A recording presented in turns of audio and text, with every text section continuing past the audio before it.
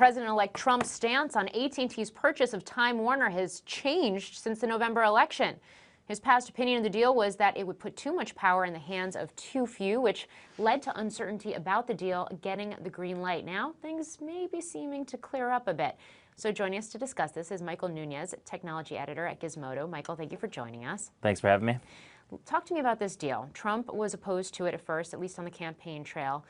Can you explain what his fears were and what has, at least according to reports, potentially changed? Well, so Trump made a lot of big promises on the campaign trail, and as we've seen, he's walked a lot of those back since. So I think that's making people a little bit nervous ahead of January 20th.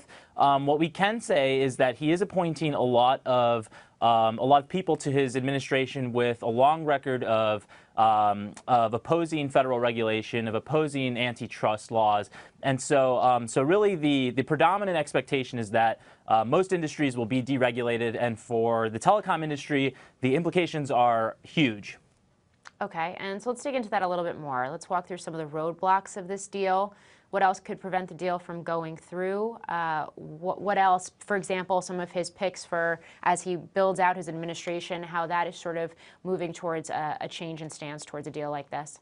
Yeah, so I guess critics would say that, and even Trump once said that that AT&T's acquisition of Time Warner would put too much power in the hands of too few. So that's taken directly from Trump on the campaign trail. I think a lot of technologists see this as a problem because a company like AT&T could begin to give preferential treatment to the content that that Time Warner owns. So things like CNN and HBO would be preferred over things like Netflix or any other subscription video on demand service. So it could make it a little bit more difficult, I guess, to get some of the video content that people are consuming all the time, and it could just make internet bills a little bit more complicated. There's a predominant belief that if consolidation happens in the telecommunications industry, that internet bills will start to look more like cable bills. So you'll see packages of content rather than having all sites treated equally on the internet. So this is clearly a huge issue for consumers. This is something that they should be concerned about, and the people that are paying attention are a little bit worried, to be quite honest.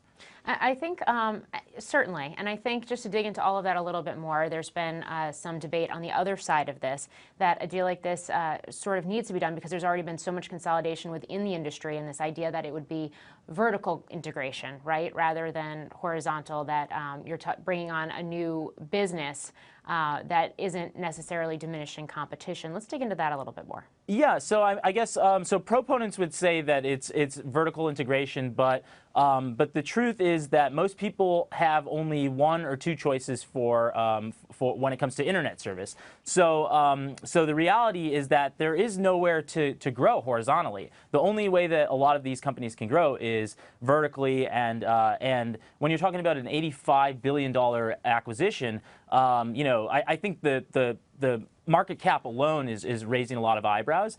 I would say that most financial institutions expect a lot of consolidation over the next 5 to 10 years. So regardless of whether this deal goes through, this is something that many other telecommunications companies are going to be looking at, and it makes a lot of sense from an investor standpoint and from the rational perspective. This is something that would promote the growth of these businesses and basically help expand and increase the speeds of our internet. I think what regulators are worried about is the cost to consumers and whether there's fair competition.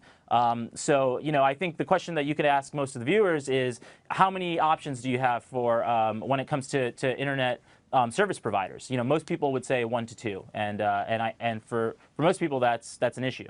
Yeah. But it also doesn't necessarily get to this merger deal, right? Because we're talking about an internet service provider that's acquiring a content provider, right? Correct. But yeah, definitely a bigger issue, and certainly I think we'll see a lot more debate around this topic moving forward. I'm hoping my internet bill doesn't go up. I really am. So Michael Nunez, thank you for joining us. Thank you for watching. I'm Morgan Brennan. Have a great day. Hey there, thanks for checking out CNBC on YouTube. Be sure to subscribe to stay up to date on all of the day's biggest stories. You can also click on any of the videos around me to watch the latest from CNBC. Thanks for watching.